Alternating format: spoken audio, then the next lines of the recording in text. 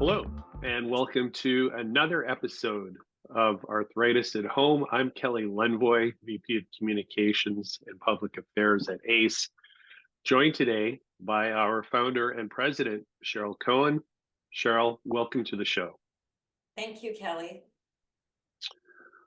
We're going to look at the launch of a special edition of JointHealth Insight that has been published on May 15th. And in this issue, Cheryl, we look at our arthritis medication reimbursement coverage in Canada. As a lot of our audience knows, Cheryl, approximately 6 million people in Canada live with arthritis, and about 1 million of them live with inflammatory arthritis. And it's the actual lived experience of those 1 million people living with IA who we're really focused on today, because they face many significant challenges getting their arthritis medications paid for by public or private plans. That's the focus of the JointHealth Insight, as well as other articles that are related to this topic.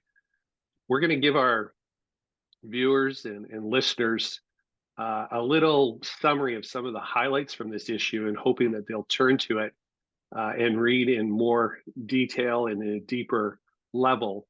And hopefully this could raise some questions, or they're going to be able to share some of their own insights about some of these challenges that we've described. Cheryl, to start off, in terms of the advanced therapies for inflammatory arthritis, which are the ones that people rely on public and private drug plans to get reimbursement or to get their arthritis medications paid for?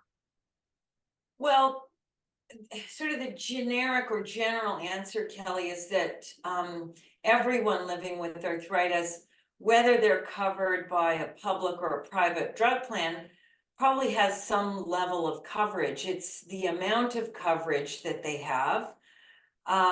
At the public system, you will well know there are a number of provinces that have introduced sort of income means testing. So, for example, if you earn a very high salary, the public drug plan won't cover most of your medications until you reach a certain threshold.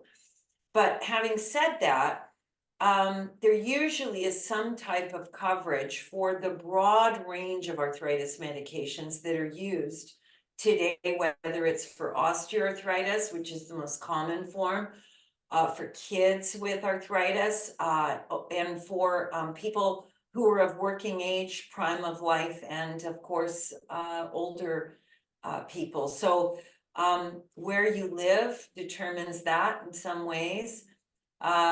What medication it is, it also determines whether it's covered or not. So generally, though, I think it's safe to say that most medications, whether they're treatment or symptom kind of medications, or whether they're disease modifying drugs, there is some measure of coverage for everyone. You talked about that means test that public plans have. Generally speaking, who are the recipients of public drug plan coverage, and who generally are the recipients of private drug plan coverage? Right. So public drug plan coverage can be anyone who lives in a particular province. Again, generally speaking, Kelly, people that are under the age of 25 are usually covered by public drug plan coverage if they're not listed on their parents' employer provided. So the public part comes in largely for people who are not employed, who are under income assistance programs, et cetera, et cetera. And people under the age of 25. But if a person is covered by a public drug plan or a private drug plan, pardon me, that means they're usually employed and they have what we call employer provided extended health benefits. And that's where the drug coverage piece comes in. Remembering that extended health benefits also covers eyeglasses, physiotherapy, occupational therapy, things like that. So drug coverage that's privately provided is one part of an employer provided health insurance plan. Hopefully that makes sense. So generally it's adults between sort of 25 and 64. And unemployed people are covered by the public drug plan. Or if you're not covered at all, you have to pay those things out of your pocket, which is really, really bad. People who are over the age of 65, Kelly, are enrolled in a public plan rather than a private plan. But I know we're going to talk about challenges in this conversation. One of the challenges for people who go from retirement, so from a provider, employer provided plan, then go back to a public plan, and there may be discrepancies, and there likely are, over what's covered. So it could have been covered under private, but won't be covered publicly. So gaps do occur there. Yeah, and also I guess a reminder too that just as we talked about 24-5-year-olds who could be beneficiaries of a parent's group plan, that could also be for spouses or partners. Yes. They could be covered by their spouse or partner's Right. employer-based group plan. Right, and I think it's important to note, thanks for that reminder, and I think it's important to note that of 100% of the prescriptions that are written in Canada, about 60 are paid for by employer provided plans. So private health insurance provided through an employer is super important to a lot of people. Absolutely. We're going to talk. I'm going to ask you a little later during this interview about ACE's national survey on arthritis medication reimbursement coverage. But certainly one of the things that we found there, and you've described it, is the people who have no coverage whatsoever, and obviously the harsh realities for those people, particularly those living with inflammatory arthritis, trying to somehow manage to find a way to pay for their medications. But another important category and distinction too is the people who have insurance but who are underinsured, or their coverage doesn't adequately pay for their arthritis medications or treatments. And I think that's a nice way for us to start looking at some of those challenges that you referenced, Cheryl. What are some of these challenges that people face getting their arthritis medications paid for? Well, let me just start with this, Kelly. It's a really troubling place we're at right now when you as the patient, I have rheumatoid arthritis, I'm on a number of different medications. Some of them are very expensive because of the nature of the medication. I'm on a biologic. And but it's troubling when one of the first pieces of the conversation you have with your healthcare provider is, do you have insurance? What kind of insurance do you have? That actually is determining whether you get prescribed a medication that physician thinks you really need. Now, they obviously are doing their best to advocate for you with either public or private insurance. But when it comes to specific challenges, I mean, that's kind of one of them. There's a prescribing challenge for the physician because they don't really know what your insurance circumstances may be. And we know that every single employer provided plan is different because the employer, in order to control costs, allows some things to be covered on the plan, but others not. Enlightened employers understand that actually allowing a broad or let's say broad medicine chest from which to prescribe from and for which the plan will pay is smart from an employer perspective, because it keeps people helps keep them at work. It helps keep them productive at work. It helps keep them whole and happy in their lives. So that's that first challenge I think most people don't really think about. Challenge of, is my physician really able to prescribe what they think is best for me? The other thing is, there are big discrepancies sometimes between what an employer provided plan will cover and what a public plan will cover. Private plans try to mirror, Kelly, what public plans cover to the best of their ability and at the wishes of the employer, okay? But it's not always possible. Sometimes the employer provided plan is what we say is more generous in coverage than a public plan, or it could be the opposite. So that's another key piece. And of course, your own income plays a role. So if you're at that threshold of a means test where your deductible goes to something that might be manageable, to like $10,000 a year. So basically you pay out of pocket for the first $10,000 of your prescriptions. Well, there goes your RS, there goes your vacation, there goes your child's education savings plan.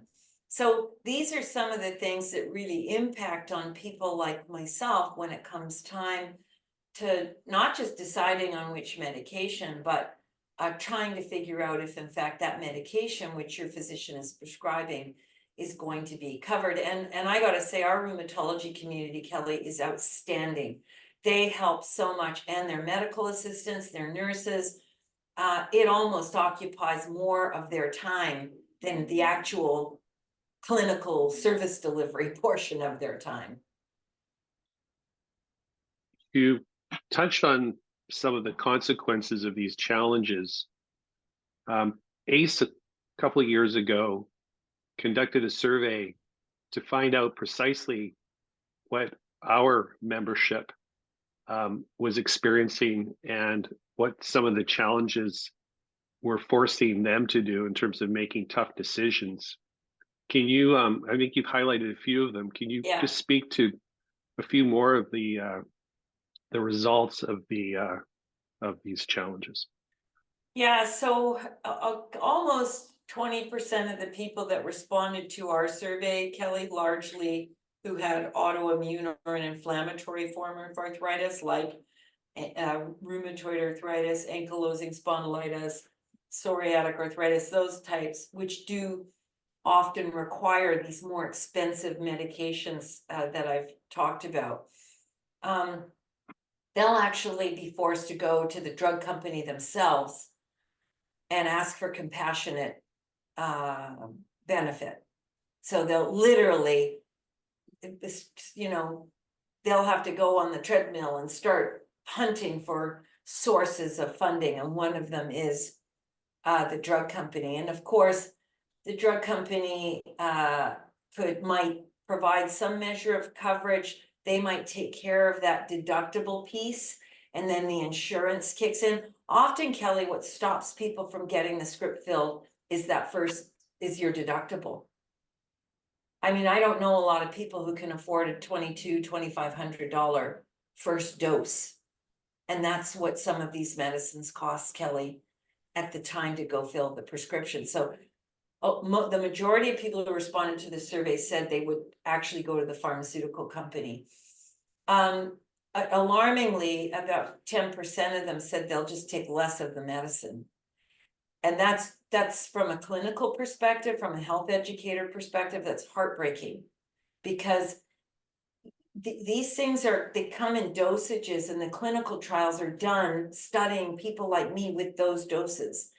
And we can only say to someone who's taking it, well, your chance of improving is X based on that dose. So if you start monkeying around with the dose, you're not going to get likely the full benefit of that particular medication, if in fact that medication proves to be helpful to you in the first place.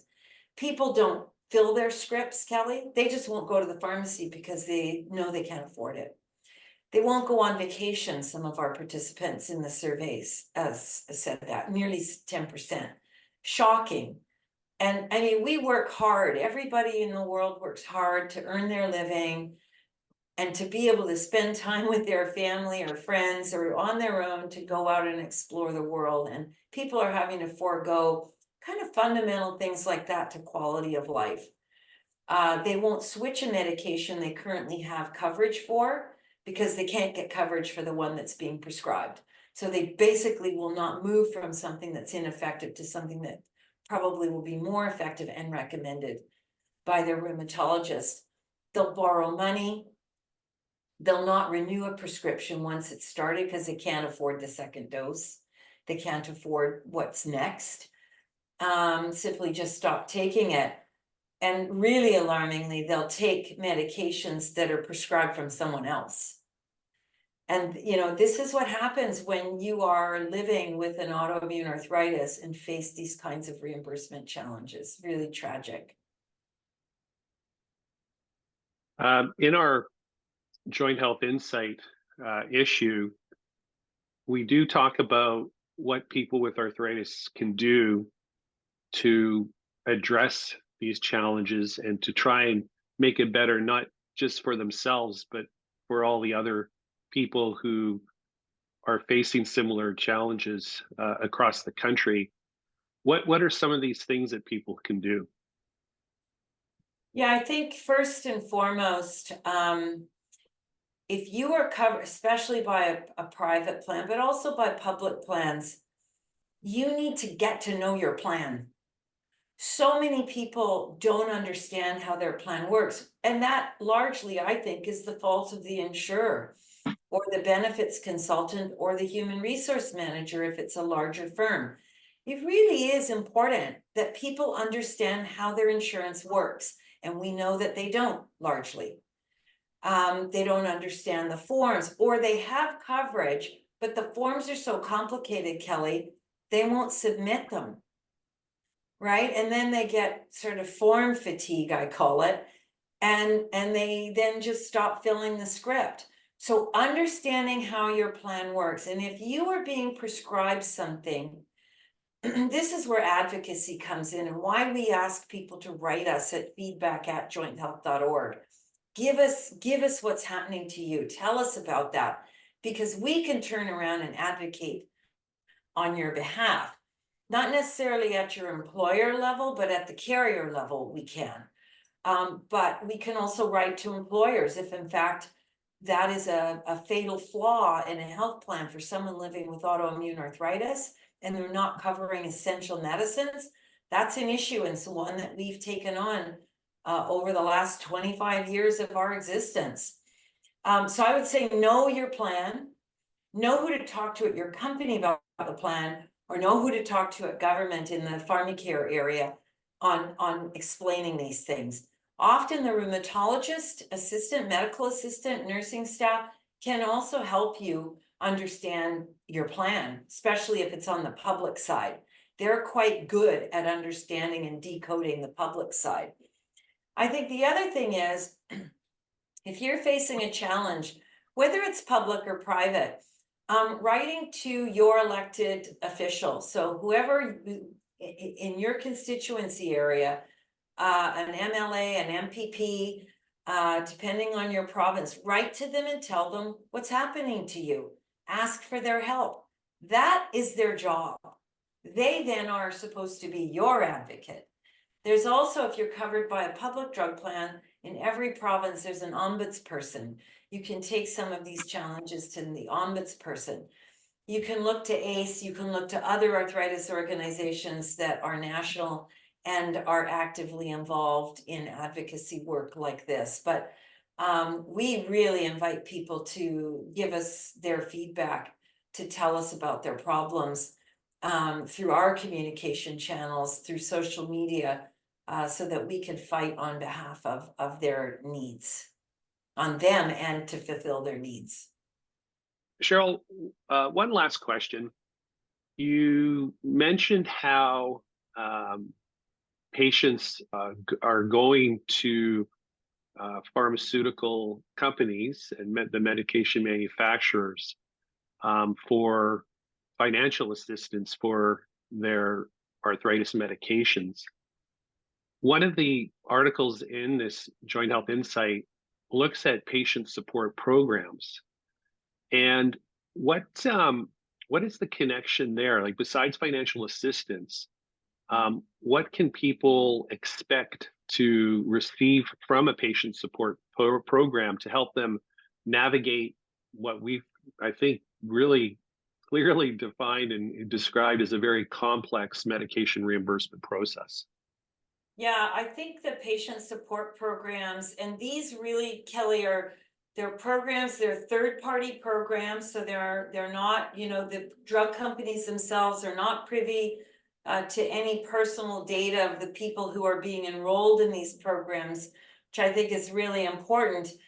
If you're prescribed a targeted small molecule, let's say, or a biologic, whether it's an originator or biosimilar, and those are what we call advanced therapies. That's what they're called in this issue of Joint Health Insight, Kelly. We refer to them globally as advanced therapies. There is a patient support program that is part of that. And because reimbursement is so problematic for so many people, just navigating it, they offer a lot of that upfront assistance. So once the script is written for that particular medication, the patient support program is notified of that. And the person, like me, for example, should be contacted within the day or the next day or no later than 2 days to get the paperwork ball rolling, so to speak. So they'll help the person navigate either a private insurance plan or a public drug plan. So that's a super, super important part. Sometimes they might offer some financial assistance, like a bridge, so that before someone actually can get reimbursed for their medication, they'll cover the cost of a first, let's say, dose. They'll handle appeals processes. They'll really help you get, just sort of jargon, but onboarded, right? With insurance, whether it's public or private. It's really a very, very important service that these patient support programs are providing people like myself right across the country. Some of the other things they do, though, they'll help with specialist referrals. They help on medication management support, so they'll help with self-injecting instructions. It just basically, it's a kind of a soup to nuts. They've got health and wellness plans. They have virtual care services, some digital health tools for folks to get involved with, care coordination, and every program's slightly different, but there are common elements. And related to this issue of Joint Health Insight and this Arthritis at Home, Kelly, is that first piece I talked about, which is help getting reimbursement, right? It's really, really important. And then once you're on, they follow up with you. They'll, if you don't want to receive a call a month, you don't have to. Whatever the plan offers you is a bit of a menu for you. You don't have to eat the whole buffet. You just choose the items you like that you think you'll need to help support you in that journey with that medication. So just a big shout out to the patient support programs, because they do yeoman's work. They are down in the trenches with both rheumatologists and other specialty physicians outside of rheumatology, as well as in there for the patient. So I just can't say enough about what a service they provide.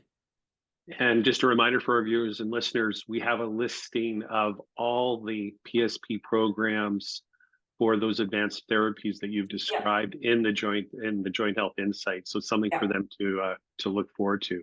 Yeah. I think that wraps up all our questions, Cheryl. I think one of my key takeaways is that you've described this situation, this picture of inequitable access that people have to get their arthritis medications paid for across the country. I mean, really, what you're describing is it depends on where you live and what company you work for and what kind of plan that they have. And so the experience varies across the country, and we really want to hear from our members about their experience. So please contact us. It helps us do our job advocating for you as it relates to improving the reimbursement coverage and getting your arthritis medications paid for by public or private drug plans. We really want to hear from you. And we look forward to getting feedback about this issue from JointHealth Insight. So Cheryl, thank you so much for joining us today, and take care. Thanks. See you again. Bye, everyone. Okay.